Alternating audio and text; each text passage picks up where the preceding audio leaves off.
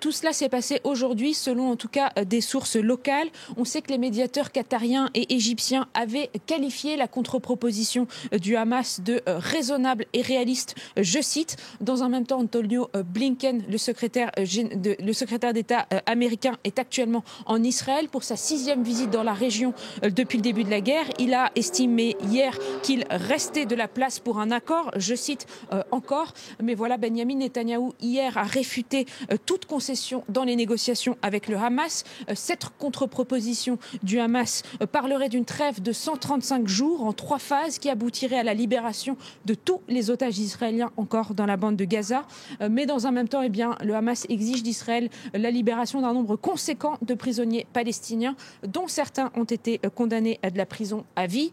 Et puis, à terme, le Hamas exige aussi le retrait total des troupes israéliennes de Gaza, ce qui pour l'instant est strictement impossible pour l'État hébreu, d'après en tout cas l'allocution de Benyamin Netanyahou hier soir. Et puis ces négociations, elles participent à fracturer encore un petit peu plus encore la société israélienne. Une partie des Israéliens veulent un accord à tout prix pour la libération des otages, tandis que d'autres Israéliens qui, par exemple, ont manifesté ce soir à Jérusalem, s'opposent à tout accord avec le Hamas si cela signifie des concessions trop importantes pour Israël.